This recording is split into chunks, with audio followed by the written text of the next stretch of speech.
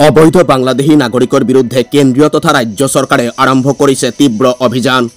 সমান্তৰালভাৱে শোণিতপুৰ জিলাতো বাংলাদেশী নাগৰিকৰ বিৰুদ্ধে চলিছে তীব্ৰ অভিযান।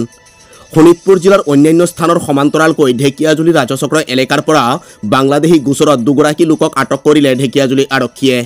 উল্লেখ্য যে শোণিতপুৰ জিলাৰ অন্তৰ্গত ঢেকিয়াজুলি ৰাজচক্ৰ এলেকাৰ প্ৰফেচাৰ কলনীৰ পৰা 55 বছৰীয়া ৱাছুদ্দিনৰ লগতে ৰাক্ষসমাৰী আৰক্ষী চকী এলেকাৰ অহুৰমাৰী গাঁৱৰ পৰা 50 বছৰীয়া আমিৰ মিৰ্ধাক আটক কৰে ঢেকিয়াজুলি আৰক্ষীয়ে।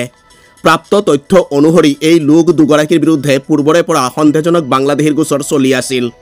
সেয়েহে ন্যায়ালয়ৰ নিৰ্দেশ অনুসৰি লোক দুগৰাকীক যোৱাকালি আটক কৰে ঢেকিয়াজুলি আৰক্ষীয়ে। লোক দুজনক আটক কৰি ঢেকিয়াজুলি আৰক্ষীয়ে শোণিতপুৰ জিলা আৰক্ষী অধীক্ষকৰ কাৰ্যালয়ত হাজিৰ কৰায়। ইয়াৰ পিছতে দুয়োগৰাকী লোককে গোৱালপাৰা ডিটেনশ্যন কেম্পলৈ প্ৰেৰণ কৰা হয়। আমির মির্জা। আমির মির্জা। নাম কি? আমির মির্জা। আমির মির্জা। আমির মির্ধা কি মানুহ? মুসলিম। মির্ধা আছে জানো? আছে।